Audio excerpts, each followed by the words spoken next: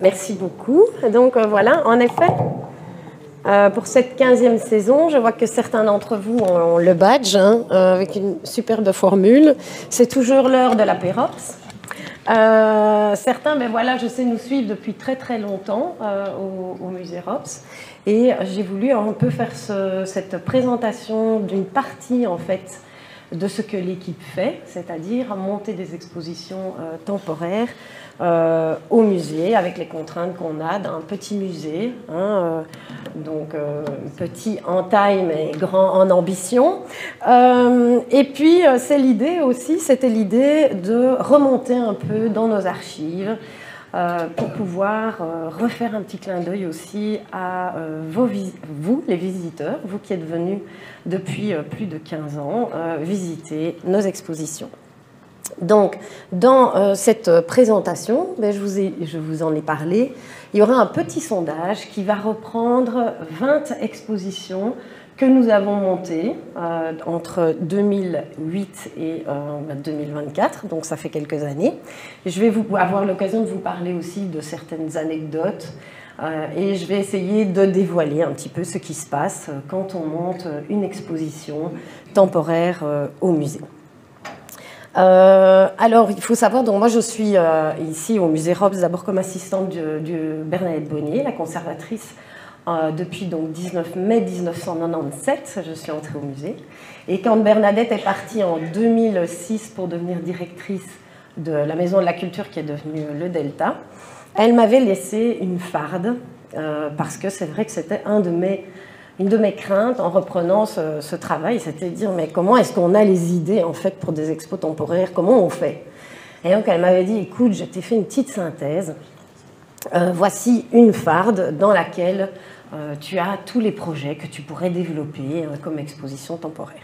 Donc à l'occasion de cette préparation, j'ai un peu réouvert justement la farde que Bernadette m'avait donnée en 2006 et je dois dire qu'il y a beaucoup de projets qui ont été faits ou qui ne se sont jamais faits, mais on ne manque jamais de projets et je vais vous expliquer un petit peu comment ça se passe.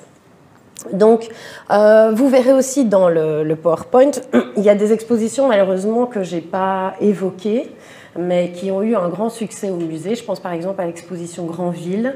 Malheureusement, on n'a pas retrouvé les archives des photos qui dataient, donc cette expo avait lieu en 2011. Et Henri de Braquelaire, qui était aussi une grande exposition que beaucoup d'entre vous ont visitée et ont aimé en 2019. Et là, je ne l'ai pas évoqué, mais donc je tenais quand même à dire que voilà, dans le choix des images que j'ai faites, mais j'ai pris évidemment des moments un peu exceptionnels dans la vie du musée. Donc Giuseppe, voilà. Alors, j'avais un peu intitulé ma présentation du concept au vernissage.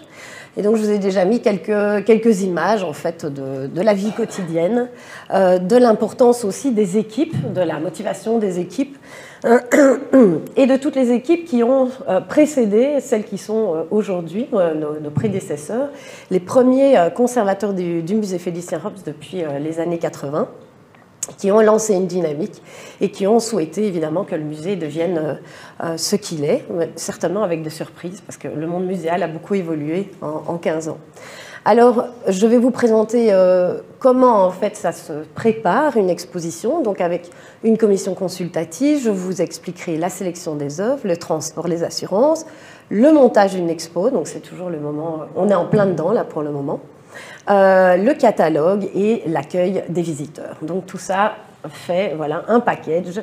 Et après ça, évidemment, c'est vous qui débarquez et on est très heureux de vous montrer le fruit de notre travail. Donc, ah oui, si tu peux juste revenir en arrière. Ah mais non, pardon. Donc, vous voyez, j'ai pour le petit jeu, si certains vont jouer à ce sondage, j'ai souligné les expositions qui sont mises dans la liste des expositions que vous avez pu voir, ainsi que leur numéro. Donc, je parle la première exposition, vous voyez les baignoires, vous allez les revoir plus tard. Je ne sais pas si certains s'en souviennent, mais c'était l'expo Facing Time avec Yann Fabre, où il est dans une des baignoires qui était dans le jardin du musée. Donc voilà, le slide suivant. Voilà, donc en fait, Une exposition, on ne demande jamais de projet. Pourquoi? Mais parce qu'en fait, on a des extérieurs au musée qui viennent nous proposer des sujets d'exposition. Donc vous savez peut-être que notre musée s'organise autour de 4 thématiques principales pour le choix de ces expositions, qui sont la vie et l'œuvre de Félicien Rops, des thématiques que Félicien Rops a abordées ou qui parlent principalement du XIXe siècle. On va évoquer aussi la gravure, parfois la gravure contemporaine. Donc c'est notre lien un peu vers le monde de l'art contemporain, puisque Félicien Rops est un grand graveur et qu'il a fait beaucoup de recherches dans cette technique. Et il y a également tout l'épistolaire. Donc, puisque Félicien Rops a beaucoup écrit, nous avons le site ropslet.be. Donc, on analyse en fait les propositions des personnes extérieures, mais aussi de l'équipe qui va développer tel ou tel souhait pour une exposition temporaire. Ensuite, ce comité qui se réunit une fois par an, qui est composé d'historiens d'art, de critiques, d'artistes, de gens de l'Académie royale, par exemple, de Belgique. Donc, cette commission, les membres de cette commission sont désignés par le collège provincial, analysent les dossiers, remettent des avis. Et en général, voilà, c'est le départ ou, malheureusement, la fin de certains projets qui peuvent être tout simplement refusés par la commission, ou la commission peut demander d'amender un projet, de revenir en fait sur un synopsis, d'approfondir telle ou telle thématique. Et en général, quand une exposition est comme ça sélectionnée, elle va entrer en fait dans un calendrier d'exposition qu'on monte avec l'équipe. On cherche évidemment à avoir un certain équilibre entre, par exemple, une exposition thématique et une exposition sur un artiste contemporain. Donc on essaye quand même de varier pour ne pas avoir chaque année, évidemment, le même type de sujets qui sont abordés. Donc c'est vraiment une programmation qui se fait sur le très long terme, puisque monter une expo, en général, c'est entre 2 et 3 ans de travail. Donc c'est quand même quelque chose d'assez important. Et je voulais dire aussi que par rapport à ça, souvent aussi, le montage d'une expo, c'est avant tout aussi une aventure humaine, pas qu'une aventure scientifique. Mais c'est vrai que voilà, il y a des moments où on doit travailler vraiment d'arrache-pied avec les commissaires d'expo. Et donc, ce sont vraiment voilà, des moments où on doit avancer ensemble, partager aussi des points de vue. Et il faut aussi que la politique du musée puisse évidemment être répercutée dans les projets que vous allez visiter. Alors, l'étape suivante, donc pour info, par exemple, notre programme est complet jusqu'en 2027, puisqu'on fait 2 expos temporaires par an. Voilà, donc ça se programme vraiment sur le très long terme.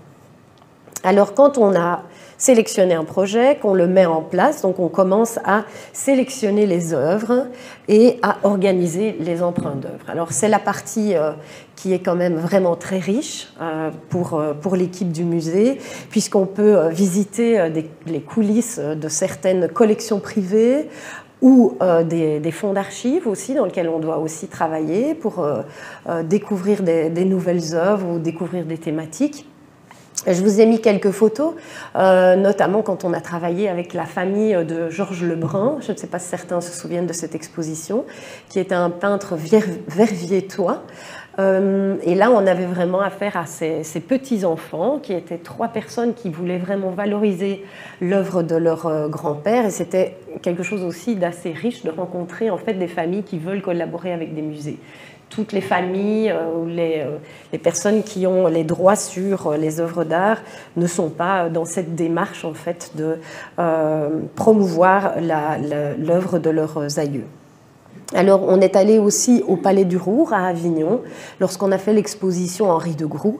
Et là, c'est vrai qu'on a pu travailler dans la bibliothèque, mais qui était aussi un lieu de réserve, parce que les œuvres d'Henri de Groux, je ne sais pas si vous vous souvenez, elles étaient très, très grandes. Et donc, on a travaillé à faire un inventaire pour pouvoir faire après une sélection des œuvres. Je vous ai mis aussi une photo de l'ANSBA, l'École nationale supérieure des beaux-arts à Paris, où là, on était allé voir la collection de Philippe Comard, qui est le commissaire de cette exposition qu'on va présenter là dans quelques jours, l'Album du Diable.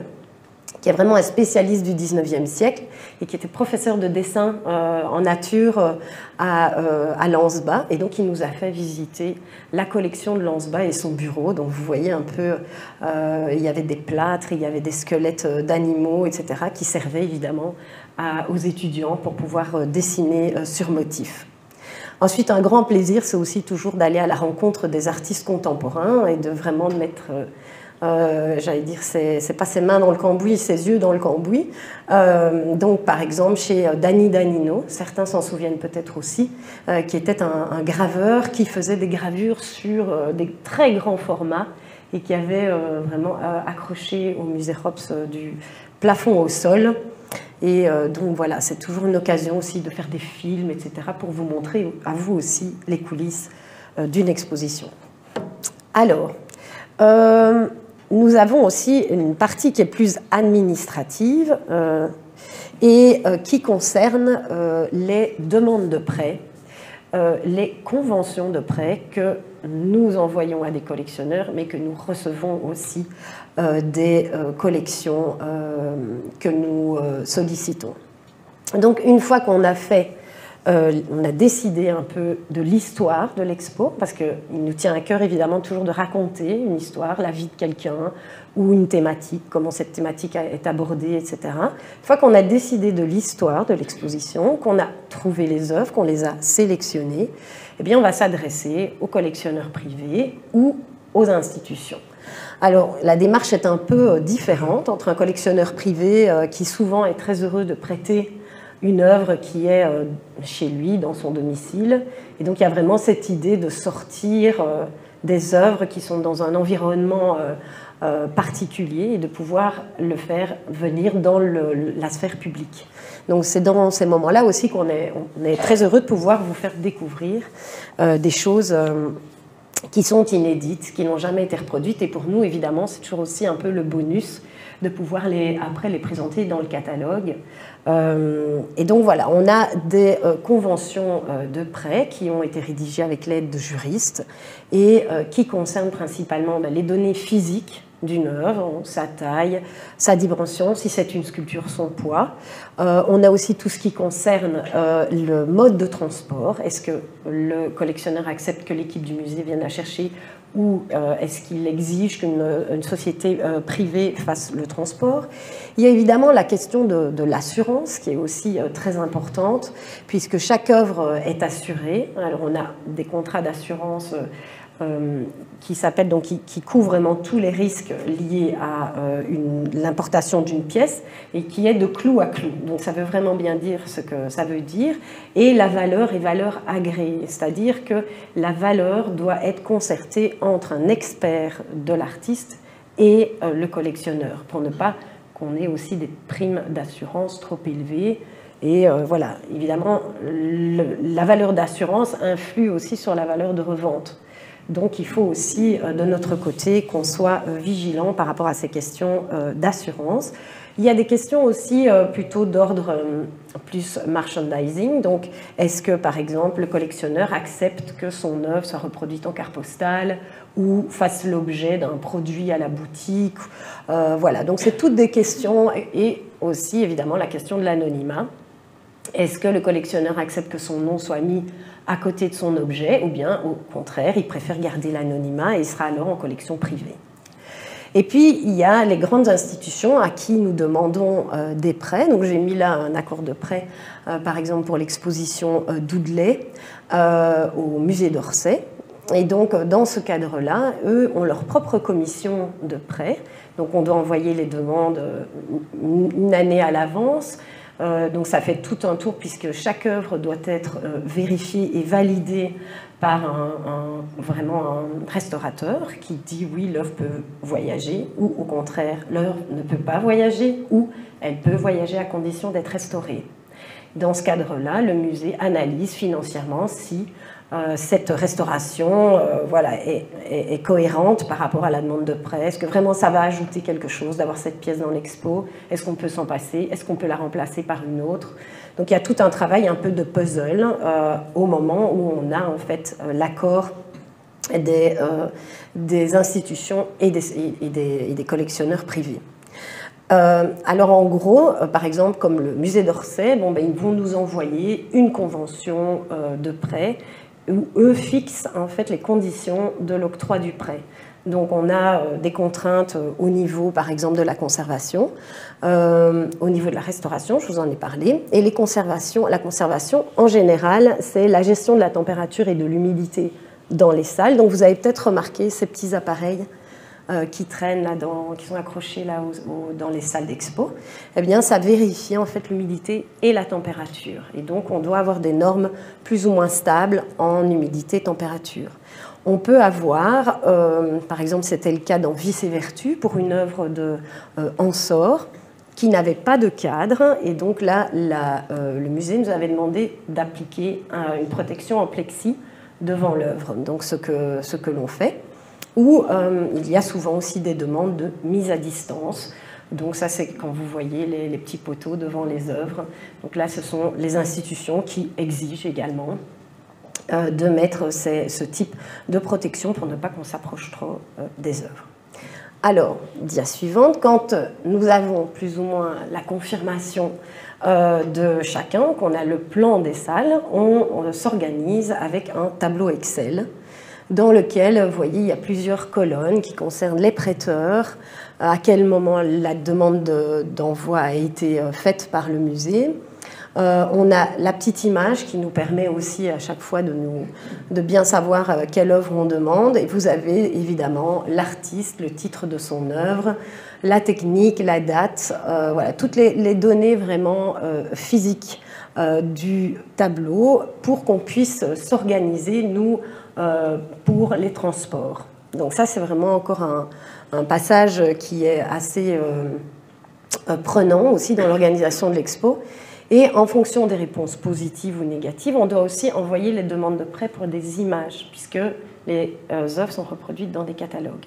Donc l'exposition avance en parallèle avec la création du catalogue, que ce soit le sommaire du catalogue, mais aussi les illustrations qui vont aller dans le catalogue. Voilà. Ensuite, quand on a toutes nos œuvres, que tout le tableau est en vert, donc c'est-à-dire que les prêteurs nous ont octroyé leur confiance et qu'on va pouvoir exposer telle ou telle œuvre, on travaille avec un programme qui s'appelle SketchUp et qui est un programme de modélisation de nos espaces d'exposition temporaire. En fait, l'idée de ce SketchUp, c'est pas que tout soit bien mis ou dans les bonnes cases. On essaye un maximum de suivre vraiment l'histoire que le commissaire de l'expo veut raconter, ce que l'équipe veut raconter, mais en fait, l'idée, c'est vraiment de savoir si on a assez ou si on a trop. Parce que si on est trop serré, bon, ben voilà, ça va poser un problème. Si on n'a pas assez d'œuvres, ça c'est arrivé aussi. Là, il faut qu'on se dépêche de trouver des plans B pour compléter en fait l'exposition, ou travailler sur une scénographie qui est peut-être plus présente, sur des citations. Donc voilà, au niveau de la scénographie, ça a vraiment son importance. Et donc voilà, ça c'est le SketchUp par exemple qu'on avait réalisé pour Shakespeare romantique, qu'on avait fait avec le musée du Louvre. Mais c'est vrai que voilà, ce type en fait de modélisation, de projection, c'est vraiment très important pour pouvoir aussi argumenter auprès de prêteurs ou d'institutions qui ne seraient pas a priori partantes pour nous prêter tel ou tel trésor. Donc on peut leur montrer à l'aide de cette modélisation, parce que là je vous ai pris les photos, mais Valérie Minten qui fait ses SketchUp, elle fait carrément des films qu'on peut envoyer en fait aux musées partenaires ou aux collectionneurs. Et donc les gens se promènent vraiment dans les salles d'expo et peuvent constater déjà les œuvres qu'on a en prêt et celles qu'on a demandées. Donc c'est vraiment un gage de sérieux aussi pour les prêteurs. Alors quand tout ça est fait, eh bien voilà, je vous ai mis un petit clin d'œil de transport d'œuvres d'art qui était fait en 1993 par Bernadette Bonnier, qui est dans le coffre de la voiture avec un chevalet. Voilà, bon, on est loin maintenant de cette pratique. Voilà, en fait, c'était une petite expo qui montait au château de Namur, apparemment, sur les menus de Félicien Robs. Et donc, elle avait pris, c'était mise dans le coffre de la voiture. Je crois qu'elle ne m'en voudra pas que j'ai mis cette photo-là. Et puis, voilà, je voulais vous montrer un peu à quoi ressemblent en fait des caisses d'œuvres d'art. Donc, c'est vrai que c'est, bon, pour le moment, on est en plein dedans. Il y a un transporteur d'ailleurs qui est en train d'amener des œuvres pour le moment. Mais c'est vrai que vous connaissez bien la situation géographique du musée. On est en plein centre-ville, une zone piétonne. Les rues sont étroites, donc on a parfois des semi-remorques qui arrivent avec des caisses qui peuvent être très variables. Donc il y a plusieurs types d'emballages. Il y a des emballages en soft, je vous en montrerai plus tard. Et puis il y a les caisses. Bon, par exemple, les caisses des œuvres du musée Rodin, ce sont des caisses qui sont évidemment faites sur mesure.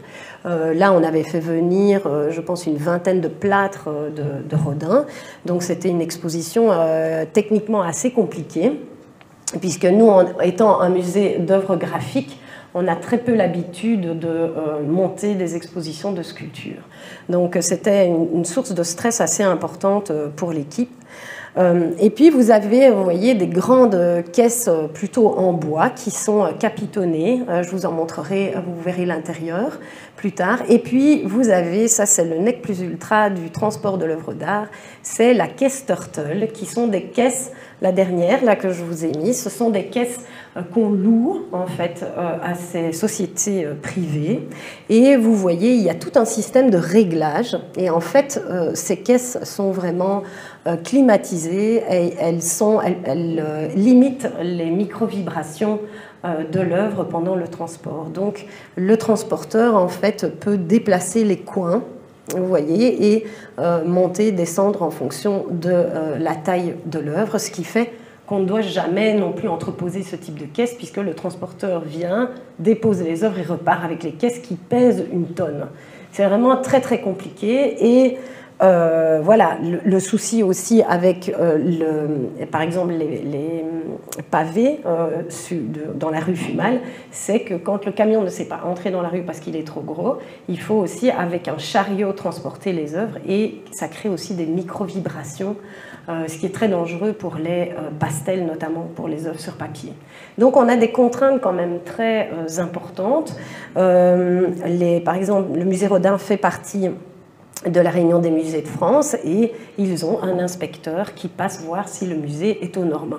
Donc il calcule par exemple la hauteur de nos portes, et on a tout un rapport comme ça qui est fait par des inspecteurs pour être certain que nos salles soient aux normes et qu'on puisse accueillir des œuvres, notamment de grandes dimensions.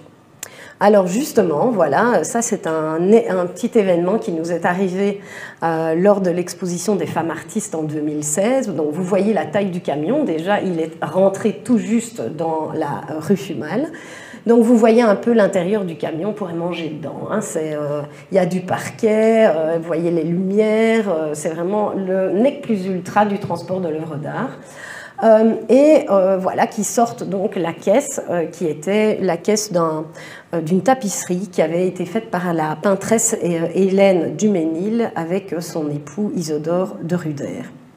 Bon, alors, déjà, on se rend compte que la caisse est vraiment immense. Donc, on a 2 dimensions de porte, le grand porche blanc, et puis on a les portes coulissantes qui ne sont pas la même dimension. Donc voilà, on arrive vaille que vaille à rentrer cette énorme caisse. C'était pas une Turtle, mais elle était déjà, vous voyez, le technicien, là, il n'est pas très grand. Et puis en fait, on se rend compte que malheureusement, on ne va jamais arriver à tourner avec la caisse parce qu'on n'a pas assez... l'angle ne permet pas, en fait, notre musée est vraiment avec des petits couloirs, donc on se rend compte qu'on ne va jamais arriver à tourner la caisse pour faire rentrer l'œuvre. Donc on décide... Évidemment, tout ça avec l'accord du convoyeur, parce que je ne vous ai pas encore expliqué, mais quand ce sont des institutions, souvent nous accueillons le convoyeur qui vient en fait assister à l'ouverture de la caisse, au déballage de l'œuvre et qui fait un constat d'état. Donc je vais vous montrer ça après. Donc le convoyeur de l'Hôtel de Ville de Bruxelles était là et donc voilà, il donne l'accord, il dit OK, on peut ouvrir la caisse dans l'espace d'accueil et on va sortir l'œuvre par le jardin et on va le faire rentrer par l'autre porte, comme ça on a de quoi vraiment tourner et on va faire rentrer l'œuvre par la 2e porte du jardin. Donc voilà, On fait ça heureusement avec l'aide des transporteurs. Et puis, bon voilà, c'est le moment du déballage. Et puis, on avait mis cette œuvre, je ne sais pas si certains d'entre vous s'en souviennent, mais au-dessus du banc. Donc voilà, parfois quand vous venez voir une exposition, vous ne vous doutez pas que derrière, il y a eu tout ce remue-ménage et remue-ménage aussi, parce que parfois, il faut vraiment trouver les solutions. Et voilà, ce que je voulais vous dire en conclusion, c'est que quand même la majorité du temps, nous faisons des emballages en soft qui sont faits ici en interne, donc c'est notre technicien qui s'occupe de ça. Une fois qu'on a les dimensions encadrées, il découpe des cartons, il fait également des coins et nous avons aussi un scotch spécial pour protéger les vitres en verre durant les transports. Et j'ai mis une belle photo de la camionnette de la province qui est aussi aménagée pour le transport d'œuvres d'art. Donc on s'est bloqué les œuvres d'art et voilà, c'était au Petit Palais à Paris. Donc on a quand même des accords aussi avec certaines institutions pour faire les transports nous-mêmes, puisque vous avez vu un peu, ça coûte horriblement cher en manutention, en création de caisses, etc., pour faire des transports. Donc c'est vrai qu'on privilégie au niveau du transport de faire ça avec notre propre équipe. Alors, ensuite, le montage. Voilà, c'est le moment en fait de vérifier si les œuvres n'ont pas subi de dommages pendant le transport. Donc je vous ai mis des appareils là, il y a une espèce de serre-tête là avec une lampe. Vous voyez la dame pour de Gouffedenain, la dernière photo à droite, qui est en train de travailler. Ce sont des loupes avec des lampes spéciales.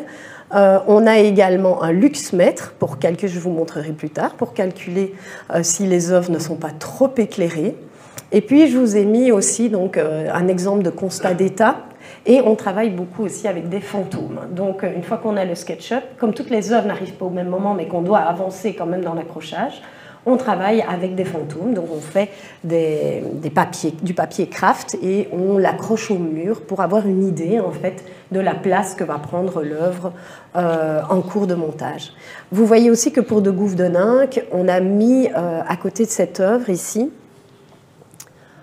voilà, ça ce sont des tissus qui sont en Tyvek, donc c'est une matière particulière qui empêche la lumière de passer, et donc quand ce sont des pastels comme ça d'une telle valeur d'assurance, d'une telle fragilité, eh bien, pendant qu'on continue à monter, en fait au fur et à mesure on met des Tyvek pour protéger l'œuvre de l'éclairage, surtout quand on travaille, ben, on aime bien mettre un peu de lumière pour voir quand même ce qu'on fait. Alors là, ici, voilà comment ça se présente. Donc, on met les œuvres au sol pour pouvoir avoir une projection en fait, de ce qui va se passer.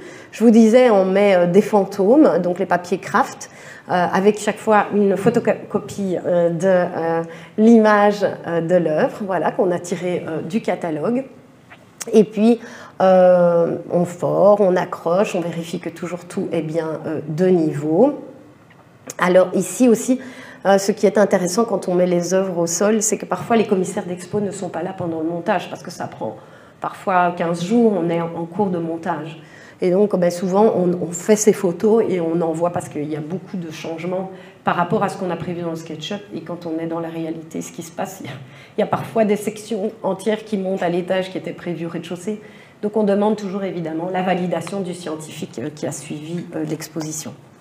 Alors ici, voilà, c'était la mise en place des plâtres de Rodin. Donc c'était vraiment un moment aussi où on laissait le technicien tranquille. Il prenait de grandes respirations et puis il prenait l'œuvre, il montait les escaliers, il allait les déposer. C'était bien stressant. Et puis vous avez l'Expo des Pelchins, que certains ont peut-être vu aussi, où là c'était aussi tout à fait... voilà, une première pour nous, puisqu'il y a des œuvres qui sont arrivées en morceaux, en bandes, et on devait les accrocher avec des aimants. Et donc ça, c'était aussi quelque chose d'atypique, en tout cas, alors que c'était des œuvres sur papier. Alors la dernière étape, c'est la création des vitrines, et on vérifie, donc là tout en haut, avec un luxmètre, si les œuvres ne sont pas trop éclairées. Ou sinon, il faut diminuer évidemment l'intensité de l'éclairage. Alors voilà, pour spoiler un peu, l'album du diable, l'exposition que vous allez pouvoir découvrir à partir du 19 octobre. Voilà, c'est l'œuvre de Félicien Rops, La Tentation de Saint-Antoine, qui n'est plus venu au musée depuis 1998 et qui n'a plus été exposé en Belgique presque depuis ces années-là aussi. Donc on a réussi à la voir pour cette exposition sur l'album du diable. Et vous voyez, elle a un caisson, donc elle est dans un caisson de conservation, donc c'est aussi complètement atypique. Donc vous voyez, il y a une grande plaque de métal qui est d'abord mise au mur, donc les techniciens ont d'abord accroché ça.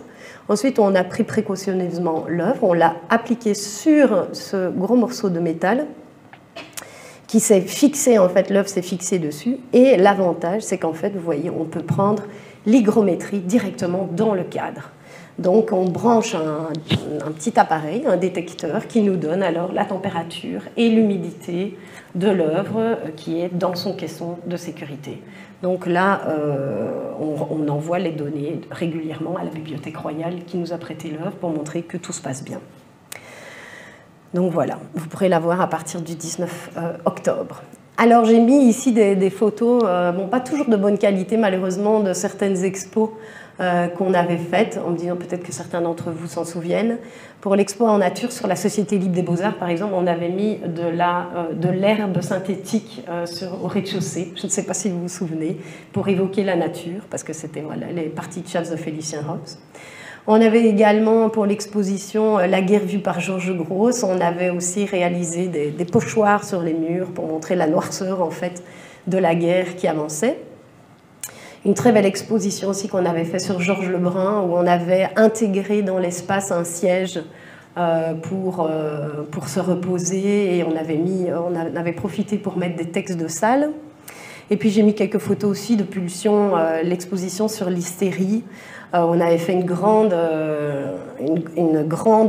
ligne du temps avec les manifestations de l'hystérie et les artistes qui avaient aussi récupéré cette thématique pour leurs œuvres. Et c'est vrai que et on avait mis aussi dans la cage d'escalier une tapisserie un peu capiton en cuir, et on avait créé je ne sais plus comment, un planimètre, non, c'est pas ça, comment on dit ça, une colonne Maurice en carton avec des reproductions de journaux qu'on avait pu retrouver qui parlaient de l'hystérie. Et ensuite, aussi quelque chose qui était aussi assez inhabituel, c'était l'œuvre avec les couteaux, parce que c'est pas quelque chose qu'on fait très souvent, d'accrocher des couteaux.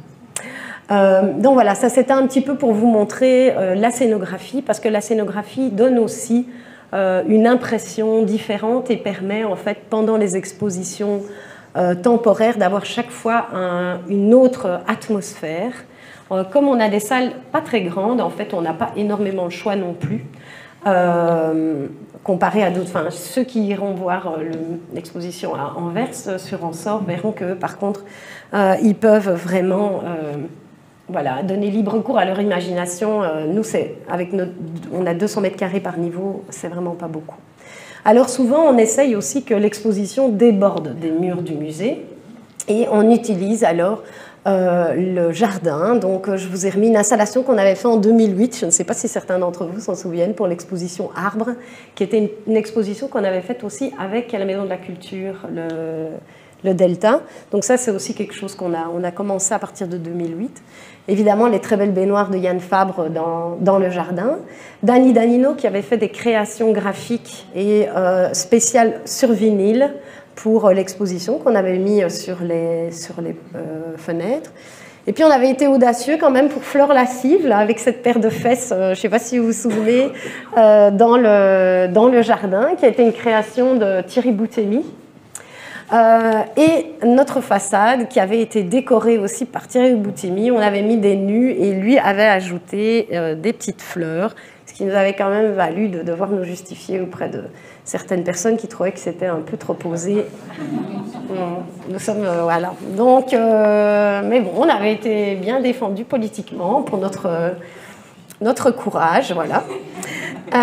Ensuite, on avait aussi réussi à rentrer cette belle roulotte dans le jardin, qui a été aussi une création qui avait été faite pour le musée, une commande. Donc, Donc voilà, c'était aussi vraiment un très chouette moment.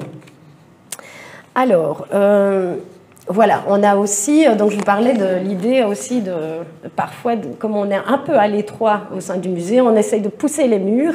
Et pousser les murs, dans le piétonnier, c'est aussi pouvoir collaborer avec des collègues comme la fabrique d'église, l'église Saint-Loup. Et ils avaient accepté pendant la durée de l'exposition d'Henri de Groux d'accueillir le Christ aux outrages. Il faut dire que c'était vraiment dans le thème. Et donc c'est une caisse énorme qui était venue du musée d'Avignon. Vous voyez, on a dû l'entrer dans l'église. Bon là, honnêtement, pas de souci. On avait créé un socle spécial et en fait, Henri de Groux avait exposé son œuvre dans sa caisse. Donc d'abord, au départ, on s'était posé plein de questions. Comment on va faire pour exposer l'œuvre ? Parce qu'il aurait fallu qu'elle soit collée contre un mur, mais ce n'était pas possible à cause des confessionnaux. Et puis finalement, on s'était dit, comme Henri de Groux avait exposé lui-même l'œuvre dans sa caisse, on va garder la caisse, on va garder l'œuvre, on va juste enlever l'avant de la caisse. Et il faut dire qu'après, on avait contacté le gars qui faisait la caisse et il s'était mis à nous faire un... Vous voyez, on ne voit même pas que c'est une caisse, quoi. Donc... c'était plus de l'ordre du cadre que de la caisse, mais donc voilà, on n'a plus eu qu'à enlever en fait l'avant, mais c'est vrai que c'était un moment assez stressant puisqu'on a dû arrimer en fait la peinture à 2 piliers de l'église, et vous voyez qu'on avait mis en fait des tissus, qu'on avait reproduit en fait les motifs des piliers et on avait entouré les sangles avec ces motifs, pour que ce soit plus discret, et évidemment la mise à distance que vous voyez là. Donc voilà, ça c'est un peu exceptionnel aussi. Alors un dernier point, enfin non pas tout à fait dernier, mais c'est la création des catalogues. Alors les catalogues, ça c'est aussi quelque chose, je vous expliquais, qui se fait en parallèle du montage d'une exposition, puisque en fait au fur et à mesure qu'on sait quelles œuvres on va avoir, mais on se dirige aussi vers des experts différents. Ce n'est pas toujours le commissaire qui écrit le texte de tout un catalogue. Donc on essaye évidemment de varier les auteurs, on essaye de varier aussi les universités ou les profils des auteurs, on essaye de varier aussi les langues, et de faire un peu, voilà, de favoriser aussi les jeunes chercheurs qui commencent leur carrière pour qu'ils puissent écrire quelque chose dans le catalogue. Donc il y a aussi toute l'idée de faire la promotion non seulement de l'exposition, mais aussi des universités et de l'aspect scientifique, évidemment, de nos recherches.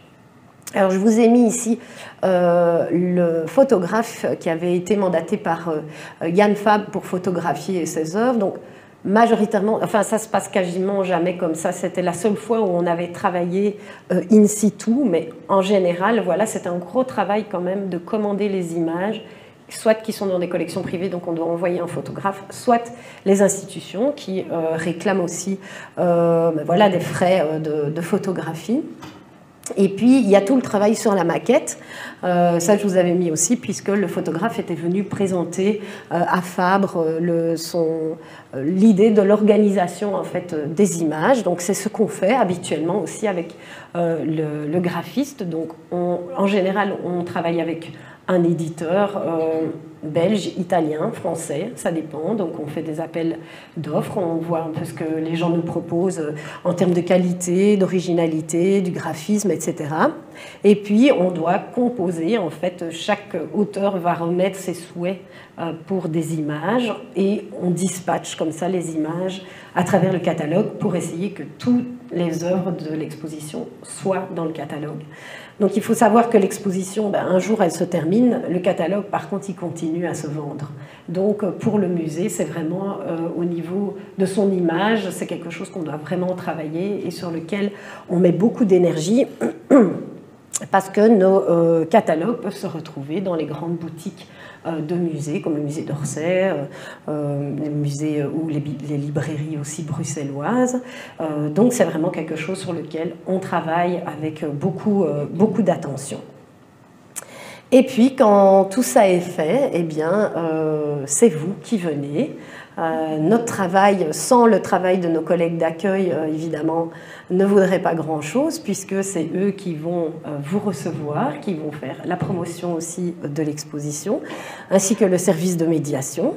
Donc, on travaille aussi je vous ai mis aussi, pour ceux qui étaient venus en 2019, dans l'exposition Robes sans son château, le musée avait dû fermer pendant plusieurs semaines et on avait créé une exposition de reproduction château de Tauzé. On avait fait des visites guidées les week-ends.